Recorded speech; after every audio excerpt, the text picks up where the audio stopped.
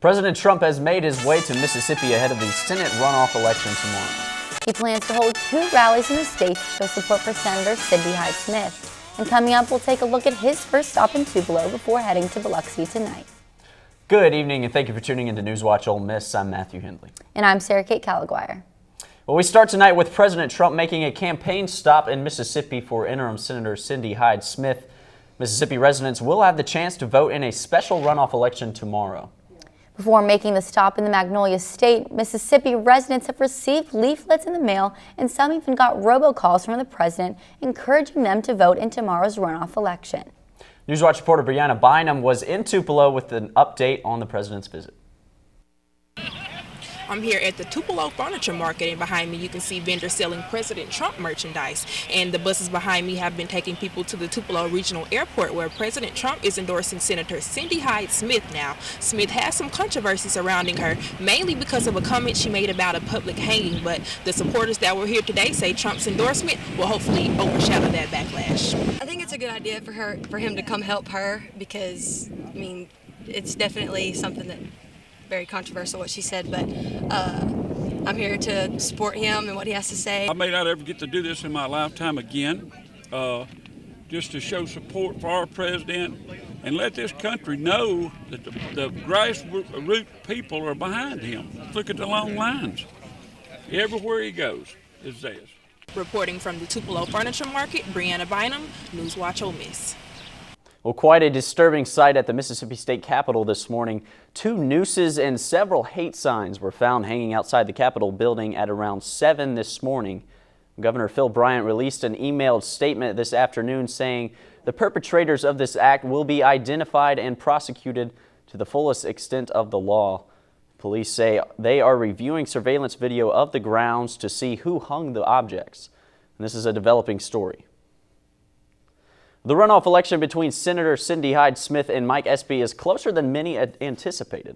Before voters take to the polls tomorrow to decide the election, NewsWatch reporter Thomas Goris is in the studio to take one last look at each candidate's resumes. Thomas? Thanks, Matthew.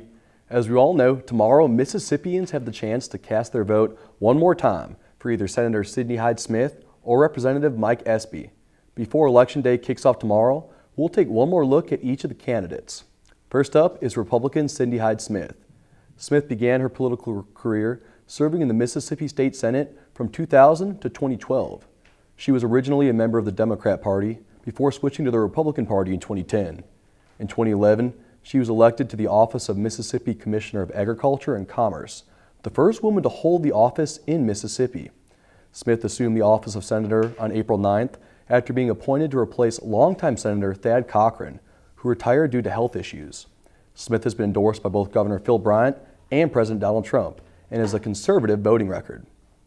Smith's Democratic challenger is Mike Espy, a Yazoo City native. Espy began his political career in 1984, serving as the Assistant State Attorney General. In 1986, Espy became the first African American elected to represent Mississippi in Congress since Reconstruction and was re-elected to the House of Representatives 3 times. In 1992, President Bill Clinton selected Espy to become the nation's first African-American Secretary of Agriculture. Espy is viewed as a moderate Democrat, and he even endorsed Republican Haley Barbour for governor in 2007. In the first round of voting on November 6, Cindy Hyde-Smith received 40% of the vote to Espy's received 41% of the vote to Espy's 40%. Like Sarah Kate said earlier, Mississippi residents have received leaflets like these in the mail leading up to tomorrow's election. Polling places are open tomorrow from 7 a.m. to 7 p.m. Sarah Kate, back to you. Thanks, Thomas. Last Thursday, the 2018 Egg Bowl kicked off rivalry weekend in college football. Sports Watch reporter Annie Mapp is in the newsroom with more on the coach's perspective. Annie? Ole Miss football was taken down 30-35 by Mississippi State. The coaching staff said losing a rivalry game is not easy, especially for a team that has been through so much. Yeah, disappointing. I'm really disappointed for the seniors. They've been through a lot, and I hate for them to go out this way. But I am grateful to those guys. They've been through a lot. You know, we obviously don't enjoy losing a football game, but these players, you know, these men have been through an enormous amount the last 2 years. We must get faster on defense. Got to play faster. In this league, I mean, it's a big league. It's a big man league, and the big guys can run. And so we have to get guys that's competent and good enough to play in this league to come and help the guys that we already have. Coming up, there are some big changes for Ole Miss defensively and offensively. Find out who will not return next season coming up on Sports Watch. Sarah Kate, back to you. Thanks, Annie. The Centers for Disease Control and Prevention confirms cases of a polio-like disease in 31 states, including right here in Mississippi. The CDC identified 286 cases of possible and confirmed acute flaccid myelitis, or AFM, in the U.S. this year. The state with the highest number of confirmed cases is Colorado, with 15, followed by Texas with 14. The CDC says more than 90% of patients with AFM since 2014 have been kids younger than 4 years old. It's unclear if there is a greater risk of AFM in states that have a higher number of cases, or if those states are just better at identifying and reporting patients. Well, Sonic Drive-In is keeping its promise. The City of Oxford's Planning Commission voted unanimously to approve plans to rebuild the Sonic on University Avenue, fulfilling the promise the drive-in made last June when its sign said that it would be back. And it's coming back. Sonic presented plans to rebuild the fast food restaurant while trying to keep the retro-style architecture that made the spot an icon in Oxford. The University Avenue location was originally closed because the city planning department said it was past its anticipated life expectancy. Well, the Ole Miss School of Business Administration has launched a new networking program to connect students with alumni for employment. The Business Connect program seeks to determine the hiring goals of employers and match them with the school's business-ready students and graduates for placement with career and internship opportunities. The program officially kicked off on November 8th with a reception at the Jackson Yacht Club. 3 Ole Miss faculty members have earned a national award for advancing student success through the adoption of digital courseware. The award comes from Online Giving Consortium. Karen Forget, Andrew Davis, and Guy Kruger are receiving the Digital Learning Innovation Award for their project addressing access, assessment, and college readiness gaps in first-year composition, personalized open educational resources courseware modules at the University of Mississippi. The honor also includes a $10,000 stipend, and their work has impacted introductory level writing courses as well as produced direct cost savings for students. The university has a new Rhodes Scholar, and this time the scholarship recipient will also go down in history forever. NewsWatch reporter DeAndria Turner is in studio with more. DeAndria? That's right, Sarah Kate. The Rhodes Scholarship brings outstanding students from countries all over the world and 32 U.S. states to the United Kingdom. Jazz Brissac is the university's 26th Rhodes Scholar and is also a Truman Scholar. I think I'm a hellraiser. I think I'm a radical, and I think I try to be a good friend. These are 3 words that the University of Mississippi's 26th Rhodes Scholar, Jazz Brissac, used to describe herself. Brissac made history by being the first woman in the university's history to be selected into this prestigious program. I didn't think it was real. I was completely in shock. In fact, sometimes it still doesn't feel like it's actually happening. She says by being a Rhodes Scholar, it'll help her initiatives and passion have a light. It's going to help the causes that I'm affiliated with, whether that's labor organizing in Mississippi or abortion clinic defense or activism around issues of white supremacy and feminism, get a platform that they wouldn't otherwise have had. Need to shatter glass ceilings in hopes that by winning this scholarship, she can continue to be someone that her younger sisters and mentees look up to. Well, I hope that for her and for all of the other girls that I'm trying to mentor on this campus, that I can be a role model of how Southern women can act even in very patriarchal structures. Brissac will spend the next 2 years at the University of Oxford in England, learning the international perspective of labor organizing. But when she returns, she hopes to be a labor organizer in Mississippi. Matthew, Sarah Kate, back to you. Well, good for her. She gets to study at the world's second best Oxford. Thanks, DeAndria. Coming up, find out how California may finally be on the mend after one of the worst fires in their state history.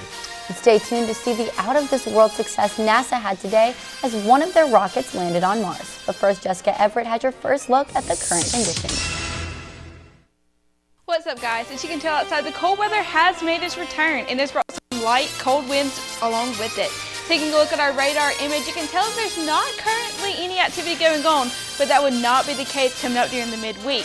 Make sure to tune in to Storm Watch to see when you might need to break out your rain boots.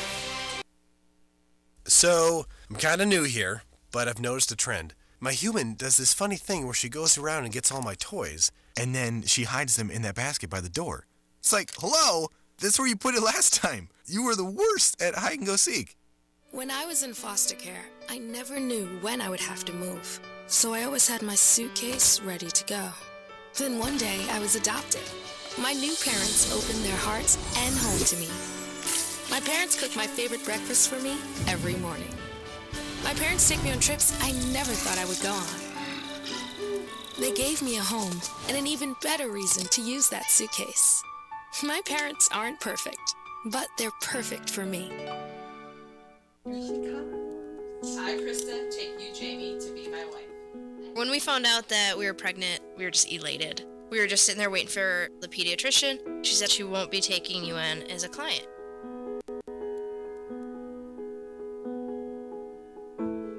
We are a lesbian couple, but she's just a baby. She's the one you're denying the service to.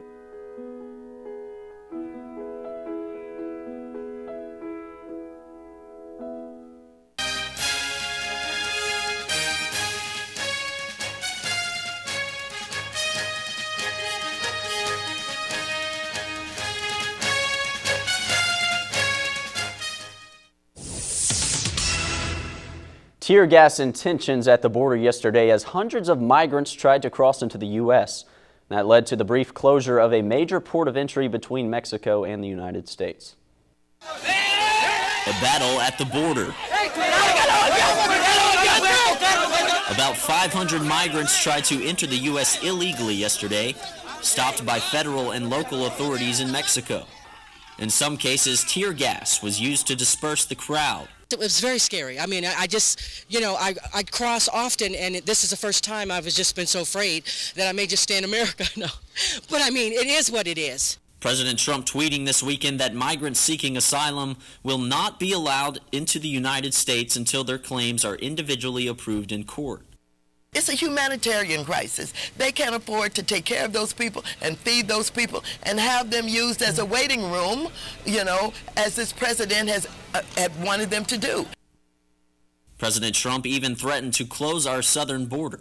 Of course, we don't want to see the border closed, but you know what? Safety of our nation comes first. The rush of migrants led authorities to suspend all crossings at the largest border checkpoint between San Diego and Tijuana for a few hours yesterday. More than 36 people were arrested at the border. Mexican officials say the migrants who tried to enter the U.S. yesterday will be deported. The mayor of Tijuana says he won't let the migrants' actions damage the city's relationship with the U.S., and he is calling for the Mexican government to help with the situation. The family of Imantic Bradford, who was killed by police during an Alabama mall shooting and identified incorrectly as the suspect, say they found out about his death through social media and that no police representatives have contacted them. The family has hired civil rights attorney Benjamin Crump. Crump says Bradford was one of the good guys. It's just troubling when you see this pattern, whether it's Jamel Robinson in Chicago or now here in Birmingham, the epicenter of the civil rights movement, where this suggestion by the top leaders in our country that if the good guys had guns, maybe they could help with some of these mass shooters of the bad guys who have guns. Where if you're black and you're a good guy with a gun, the police doesn't see you as a good guy. They just see you as a criminal and they shoot and kill you. Well, the family says they want accountability and justice and all video from that night to be released. A Dallas grand jury held an evidence hearing today against a former Dallas police officer. Amber Geiger was arrested on a manslaughter charge 3 days after the fatal shooting of Botham Jean in September. Jean was inside his apartment when he was killed. Geiger claimed the fired thinking someone was inside her apartment, but she was at the wrong unit. Jean's family attorney, Daryl Washington, announced the update on the case. The Dallas District Attorney will neither confirm nor deny the proceeding. The Camp Fire, which has raged across Northern California, has finally been contained. The deadliest and most destructive wildfire in California's history has killed 85 people and destroyed 14,000 residences. After 17 days fighting this fire, CAL FIRE, the state's forestry and fire protection agency, made the announcement that the fire was finally stopped. Unfortunately, authorities predict the death toll to rise as 296 people are still unaccounted for. Crews are still sifting through remains of buildings, searching for people. General Motors announced a major restructuring of its global business today. The company will shut down production at 5 facilities in North America and make cuts to its staff. GM's workforce on salary will be reduced by 15%, including a quarter of the company's executives. And these are the first big steps in the transformation of the company, which plans to reinvest money into efficient technology such as self-driving electric vehicles. Ukraine is deciding whether to bring in martial law after Russia seized 3 of its ships off the coast of Crimea yesterday. Russia opened fire on the Ukrainian ships just before its special forces stormed the vessels. 6 Ukrainian crew members were injured. Ukraine says this was a Russian act of aggression, and Moscow says the ships had illegally entered its waters. If martial law is declared by Ukraine, it could give the government power to restrict public demonstrations, regulate the media, suspend elections, and require citizens to carry out socially necessary tasks, such as working at a defense facility. Touchdown confirmed. NASA's InSight lander has touched down on Mars after 7 months of space travel. Moments after landing, the InSight sent an official beep to NASA as a signal that it was alive and had made it. Also, a photo of the surface where it landed was sent down to NASA. The landing was watched around the world and was streamed on the NASDAQ stock market tower in Times Square in New York City. InSight's 2-year science mission won't begin right away, as it will take 2 or 3 months for the robotic arm to place the mission's instruments on the surface. This mission hopes to investigate seismic waves on Mars. Blizzard-like conditions in the Midwest have grounded thousands of flights today and made highway conditions extremely dangerous as Americans went back to work after the Thanksgiving holiday weekend. The storm hit Chicago and areas of Kansas, and the National Weather Service warned that snow could get up to 18 inches in some areas. More than 200,000 homes and businesses in Illinois were without power, along with almost 100,000 in Michigan and Indiana. This fast-moving storm is set to hit New England with large amounts of snow by tomorrow. Well, it's been a couple of weeks since we've seen snow here in Oxford. I feel like we got winter first, and now we're finally getting fall. I know, finally. It's kind of out of order. Well, hopefully we don't get that snow. And coming up in her extended forecast, Jessica Everett will let us know if the temperatures will heat up and if the clear skies will continue.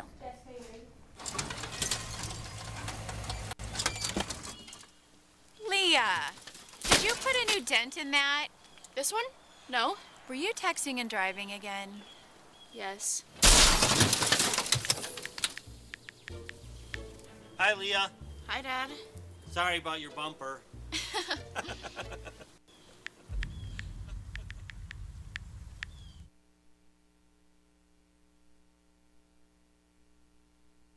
Disaster tips from the objects left behind. My home wasn't insured, but you can check your insurance policy now to make sure you're covered. Oh. My savings are lost, but you can put money aside and plan for unexpected disaster costs. We're lost forever, but you can scan important documents now so they survive. Whoa. For more tips on how to prepare, visit ready.gov.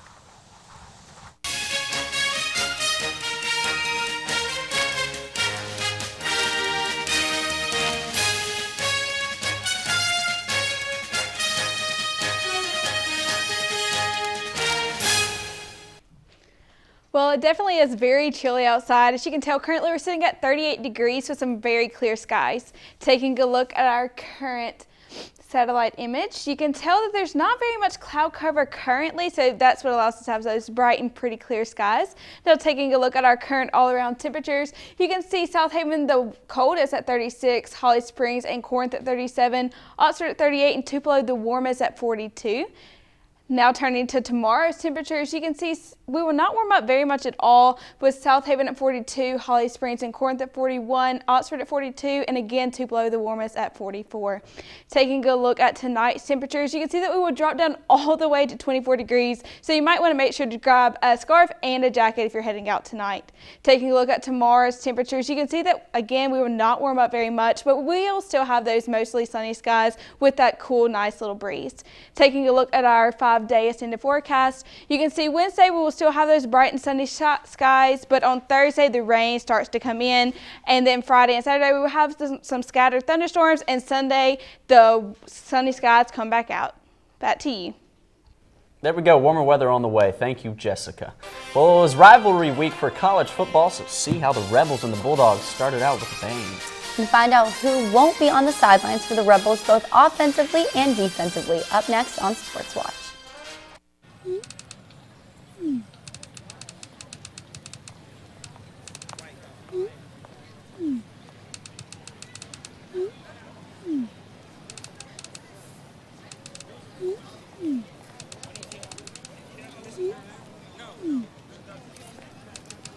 Don't ignore the subtext. It's on us to intervene in sexual assault. Because we can. Take the pledge at itsonus.org. There was an old woman who lived in a shoe. She had so many children she didn't know what to do.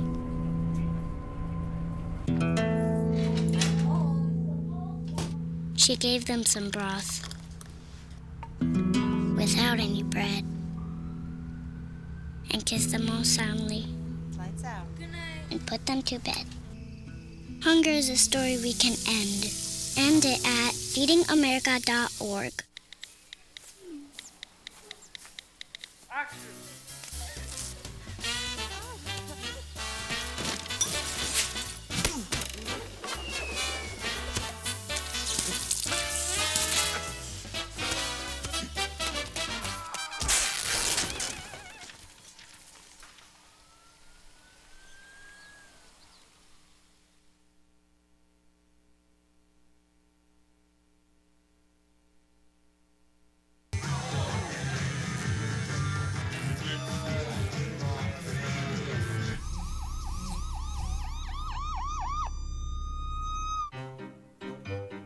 You think getting dumped by text is harsh? Try getting dumped by a tennis ball. My ex-owner drove me out to the woods, yelled fetch, and by the time I bought the ball back, he was gone. Yeah, I was pissed. But the folks at the shelter helped me let go of my anger. I learned coping skills, like taking it to the hole. Boom! Now I'm ready to fetch again. But how about I throw and you run and get it?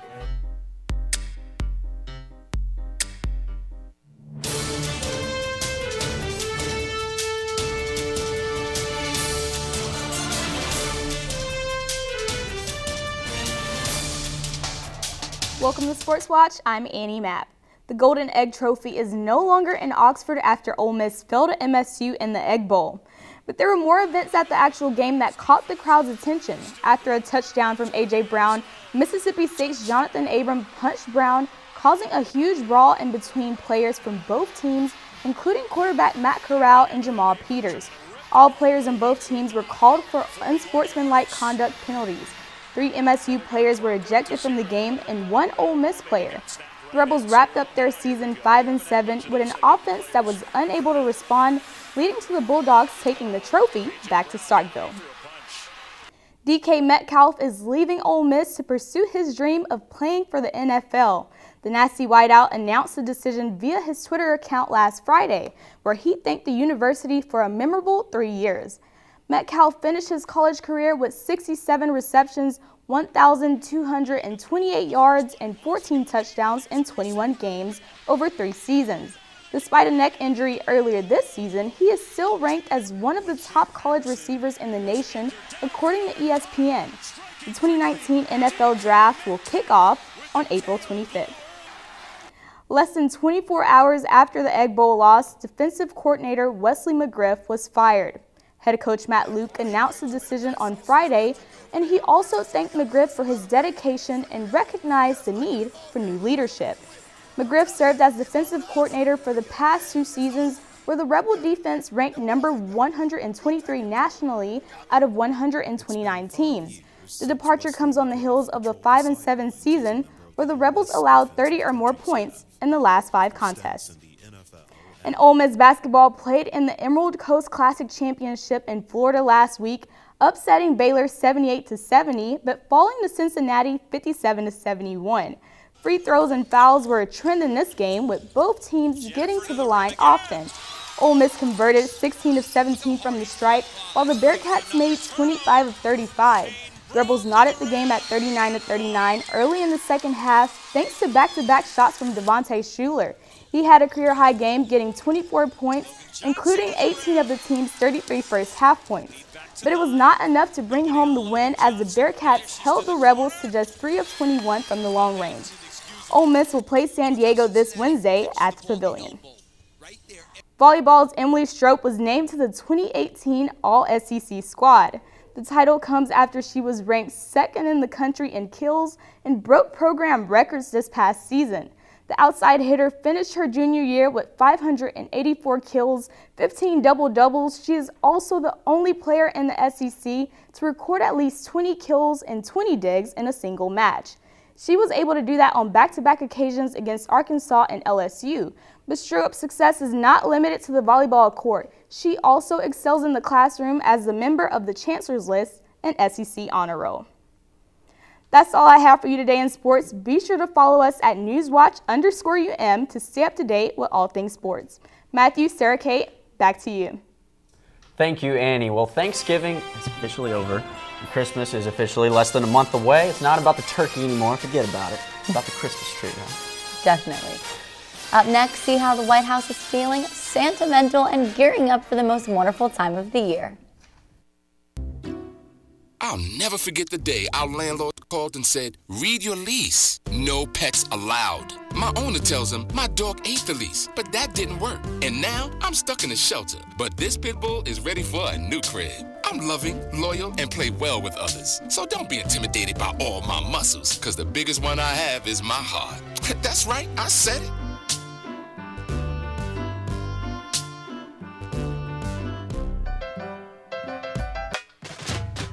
We are Ole Miss Rebels.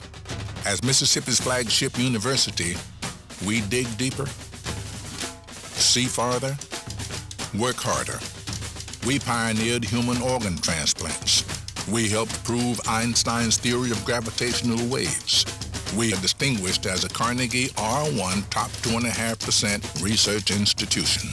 We are Ole Miss, transforming lives and the world. When I was your age, I was just like you, fascinated by stars.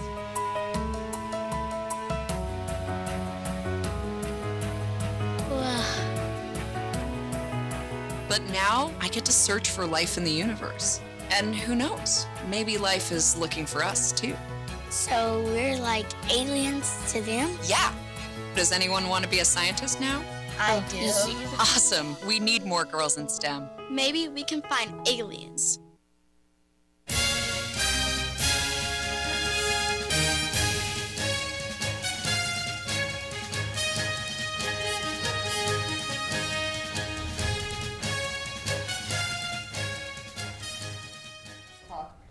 It's beginning to look a lot like Christmas. At 1600 Pennsylvania Avenue, that's the White House.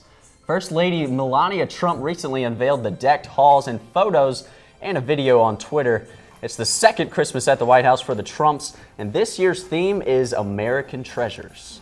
The White House says the First Lady designed the elaborate display, which features dozens of Christmas trees, including the Gold Star family tree and the 18-foot official White House Christmas tree.